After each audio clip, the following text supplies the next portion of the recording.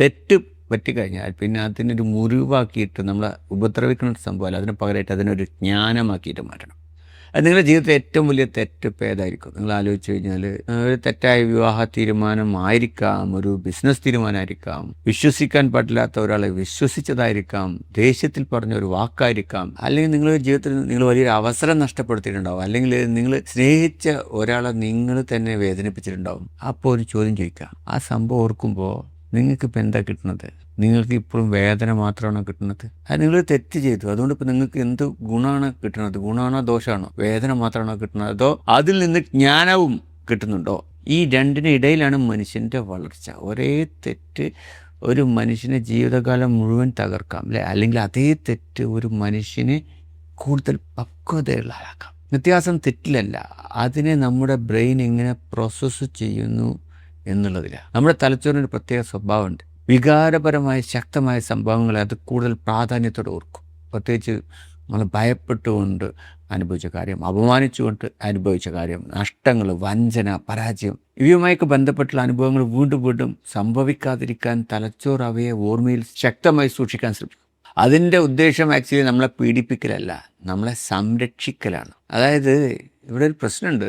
സംഭവം കഴിഞ്ഞിട്ട് നമ്മൾ വീണ്ടും വീണ്ടും അതേ സംഭവം ഓർത്ത് അതേ വേദന അനുഭവിച്ച് സ്വയം കുറ്റപ്പെടുത്തിക്കൊണ്ടിരുന്നാൽ നമ്മൾ അതിൽ നിന്ന് പഠിച്ചു എന്ന് പറയാൻ പറ്റുമോ? ജ്ഞാനം കിട്ടിയെന്ന് പറയാൻ പറ്റുമോ? അതിന് പകരമായിട്ട് നമ്മൾ ചെയ്തുകൊണ്ടിരിക്കുന്നത് എന്താ വെച്ചാൽ വേദനിക്കാനുള്ള കഴിവിനെ നമ്മൾ വീണ്ടും വീണ്ടും പരിശീലിപ്പിക്കുകയാണ്. ഒരു ബിസിനസ്സുകാരൻ നമ്മളൊന്ന് സങ്കല്പിക്കുക, അദ്ദേഹം ഒരു തെറ്റായ നിക്ഷേപത്തിൽ വലിയ പണം നഷ്ടപ്പെടുത്തി. ഇനി അദ്ദേഹത്തിന് 2 വഴികളുണ്ട്. ഒന്നാമത്തെ വഴി എന്താണെന്ന് വെച്ചാൽ, ഞാനൊരു പരാജയമാണ്, എനിക്ക് ബിസിനസ് അറിയില്ല, ഇനി ഞാൻ ഇങ്ങനത്തെ റിസ്ക് എടുക്കില്ല, ഇങ്ങനെയൊക്കെ പറഞ്ഞുകൊണ്ട് ജീവിതകാലം മുഴുവൻ ആ സംഭവത്തിനുള്ളിൽ ജീവിക്കാം. രണ്ടാമത്തെ വഴി എന്താണെന്ന് വെച്ചാൽ, ഞാൻ ഈ ഒരു അബദ്ധം ചെയ്തപ്പോൾ ഞാൻ എന്താണ് കാണാതെ പോയത്, ഞാൻ എന്ത് പരിശോധിക്കണമായിരുന്നു, ആരെയാണ് ഞാൻ അനാവശ്യമായി വിശ്വസിച്ചത്, അടുത്ത നിക്ഷേപത്തിന് മുമ്പ് ഞാൻ എന്ത് സംവിധാനമാണ് ഉണ്ടാക്കേണ്ടത്. ഇവിടെ അതേ നഷ്ടം ജ്ഞാനമായിട്ട് മാറണം. ഇതാണ് ആ പശ്ചാത്താപത്തിൻ്റെ ശക്തി. പശ്ചാത്താപം എന്ന് പറഞ്ഞാൽ വെറുതെ എനിക്ക് വിഷമമുണ്ട് എന്ന് പറയല്ല. പശ്ചാത്താപം എന്ന് പറഞ്ഞാൽ അതൊരു പ്രവർത്തനമാണ്. തെറ്റിനെ അംഗീകരിക്കുന്നു, അതിൻ്റെ ഫലം മനസ്സിലാക്കുന്നു, ആവശ്യമെങ്കിൽ ക്ഷമ ചോദിക്കുന്നു, കഴിയുന്നത്ര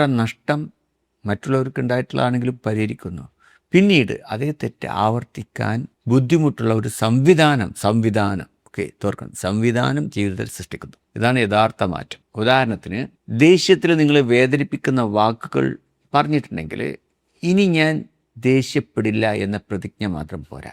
അടുത്ത തവണ ദേഷ്യം വരുമ്പോൾ സംഭാഷണത്തിൽ നിന്ന് 10 മിനിറ്റ് മാറി നിൽക്കാനുള്ള സംവിധാനം വേണം, പരിശീലിക്കണം. പണം കൈകാര്യം ചെയ്യുന്നതിൽ വീണ്ടും വീണ്ടും തെറ്റ് സംഭവിക്കുന്നുണ്ടെങ്കിൽ ഇനി ശ്രദ്ധിക്കും എന്നത് മാത്രം പോരാ, ഒരു കൃത്യമായ സാമ്പത്തിക സംവിധാനം വേണം. തെറ്റായ ആളുകളെ വീണ്ടും വീണ്ടും വിശ്വസിച്ച് വേദനിക്കുന്നുണ്ടെങ്കിൽ ഇനി ആരെയും വിശ്വസിക്കില്ല എന്നതല്ല പരിഹാരം.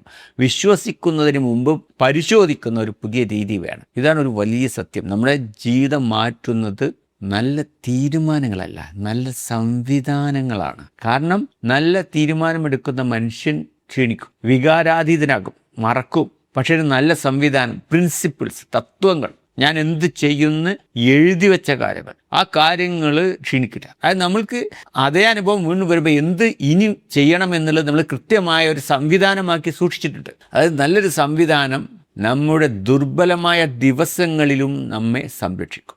അതുകൊണ്ടാണ് ഉയർന്ന പെർഫോമൻസ് ആഗ്രഹിക്കുന്ന പ്രൊഫഷണൽസിനും സംരംഭകർക്കും പേഴ്സണൽ മെൻറ്ററിങ്ങിലും ഇന്നർ എനർജി ആക്ടിവേഷൻ സിസ്റ്റത്തിലും ഞാൻ ആവർത്തിച്ച് ശ്രദ്ധിക്കുന്ന ഒരു കാര്യം, നിങ്ങൾ എന്താണ് ചെയ്യേണ്ടത് എന്ന അറിവ് മാത്രമല്ല, അത് ചെയ്യാൻ കഴിയുന്ന മനുഷ്യനെ എങ്ങനെ നിർമ്മിക്കാം എന്നതാണ്. ഊർജം, വ്യക്തത, ശ്രദ്ധ, വികാര നിയന്ത്രണം, ശീലങ്ങൾ, ഇവ ഒരുമിച്ച് വരുമ്പോഴാണ് നമ്മുടെ അറിവ് പെർഫോമൻസ് ആയിട്ട് വരുന്നത്. അതായത് ഊർജം വേണം, നമുക്ക് നല്ല ക്ലാരിറ്റി വേണം, എന്താ വേണ്ടതെന്നുള്ള ശ്രദ്ധ വേണം അതിലേക്ക്. അതുപോലെ തന്നെ വികാരം നിയന്ത്രിക്കാൻ പറ്റണം, നല്ല ശീലങ്ങൾ വേണം. ഇതൊക്കെ കൂടെ ഒരുമിച്ച് നല്ലൊരു പെർഫോമൻസ് ആയിട്ട് മാറണം. കാരണം ഇന്ന് അറിവുള്ളവരുടെ കുറവല്ല ലോകത്തുള്ളത്. ഈ ഞാൻ പറഞ്ഞുകൊണ്ടിരിക്കുന്ന ഓരോ വീഡിയോകളും അറിവ് നിങ്ങളുടെ തലയിലേക്ക് തന്നുകൊണ്ടിരിക്കുക. അറിയുന്നതിനനുസരിച്ച് പ്രവർത്തിക്കാൻ കഴിയുന്ന മനുഷ്യരുടെ കുറവാണ്. ഇനി നിങ്ങളുടെ ഭൂതകാലത്തിലെ തെറ്റുകളെ ഒന്ന് മറ്റു രീതിയിൽ ഒന്ന് കാണാൻ ശ്രമിച്ചാൽ നിങ്ങൾക്ക് ഇന്നുള്ള ചില വലിയ ജ്ഞാനങ്ങൾ എവിടെ നിന്നാണ് കിട്ടിയതെന്ന് നിങ്ങൾ നോക്കിയാൽ അത് പുസ്തകങ്ങളിൽ നിന്നല്ല, നിങ്ങൾ കരഞ്ഞ രാത്രികളിൽ നിന്ന് കിട്ടിയിട്ടുണ്ട് അല്ലേ, നഷ്ടപ്പെടുത്തിയ പണത്തിൽ നിന്ന് നിങ്ങൾക്ക് കിട്ടിയിട്ടുണ്ട് അല്ലേ, നിങ്ങളെ വിട്ടുപോയ മനുഷ്യരിൽ നിന്നും കിട്ടിയിട്ടുണ്ട് അല്ലേ, നിങ്ങൾ തന്നെ ചെയ്ത വലിയ തെറ്റുകളിൽ നിന്നും കിട്ടിയിട്ടുണ്ട് അല്ലേ. അപ്പോൾ എന്തിനാണ് ആ ഭൂതകാലത്തെ മുഴുവൻ നമ്മൾ വെറുക്കുന്നത്? അതിൻ്റെ വില നിങ്ങൾ ഇതിനകം കൊടുത്തു കഴിഞ്ഞു. ഇനി അതിൽ നിന്ന് പാഠം എടുക്കാതെ പോകുന്നതാണ് യഥാർത്ഥ നഷ്ടം. ഒരു വലിയ തെറ്റിന് നിങ്ങൾ 10 ലക്ഷം രൂപ നഷ്ടപ്പെടുത്തിയെന്ന് കരുതുക. അതിൽ നിന്ന് നിങ്ങളൊന്നും പഠിച്ചിട്ടില്ലെങ്കിൽ ആ 10 ലക്ഷം നഷ്ടപ്പെട്ടു. പക്ഷേ ആ അനുഭവം അടുത്ത 10 വർഷത്തെ തീരുമാനങ്ങളെ മികച്ചതാക്കിയാൽ ആ 10 ലക്ഷം നിങ്ങളുടെ ജീവിതത്തിലെ ഏറ്റവും വലിയ ചിലവേറിയ വിദ്യാഭ്യാസമായിരുന്നു എന്ന് നിങ്ങൾക്ക് മനസ്സിലാക്കാൻ പറ്റും. ജീവിതത്തിനെ ഇങ്ങനെ കാണാൻ പഠിക്കണം. ഇന്ന് ഏതായാലും നമുക്കൊരു കാര്യം ചെയ്യാം. നമ്മുടെ ജീവിതത്തിൽ ഒരു വലിയൊരു തെറ്റിനെ കുറിച്ചൊന്ന് ഓർക്കാം. എന്നിട്ട് മനസ്സിൽ 3 ചോദ്യങ്ങൾ മാത്രം ചോദിക്കാം. അത് എന്താ എന്നെ പഠിപ്പിച്ചത്? ഇനി ആ ഒരു സംഭവത്തിന് എന്നെ ശിക്ഷിക്കാൻ കഴിയുമോ? ആ സംഭവത്തിന് ഇനിയും എന്നെ ശിക്ഷിക്കാനുള്ള കഴിവ് ഞാൻ കൊടുക്കുന്നുണ്ടോ? നമുക്കൊന്നും ചെയ്യാൻ പറ്റാത്ത, തിരുത്താൻ പറ്റാത്ത പ്രശ്നങ്ങളുണ്ട്. അതിനങ്ങോട്ട് വിടുക. അതിൽ നിന്ന് കിട്ടിയ പാഠം മാത്രം എടുത്തിട്ട് അങ്ങോട്ട് മുന്നോട്ട് നടക്കുക. കാരണം ഭൂതകാലത്തെ നമുക്ക് മാറ്റാൻ കഴിയില്ല, പക്ഷേ ഭൂതകാലത്തിൻ്റെ അർത്ഥം മാറ്റാൻ നമുക്ക് കഴിയും. ഒരു മുറിവിനെ നമുക്കൊരു പാഠമാക്കാം, ഒരു പരാജയത്തെ നമുക്കൊരു പരിശീലനമാക്കാം, ഒരു തെറ്റിനെ നമുക്ക് ജ്ഞാനമാക്കാം. ഈ കാര്യം വ്യത്യാസം മനസ്സിലാക്കുക. കുറ്റബോധം ചോദിക്കണം എന്താണ്, ഞാൻ എന്തിനാണ് ചെയ്തത്?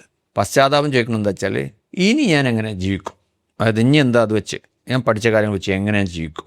ആദ്യത്തെ ചോദ്യം നിങ്ങളെ ഭൂതകാലത്തിൽ പിടിച്ചു നിർത്തും. രണ്ടാമത്തെ ചോദ്യമോ നിങ്ങളുടെ ഭാവി നിർമ്മിക്കാൻ നിങ്ങളെ സഹായിക്കും. അടുത്ത എപ്പിസോഡിൽ ഈ സീരീസിലെ മറ്റൊരു പ്രധാനപ്പെട്ട സത്യം നമുക്ക് നോക്കാം.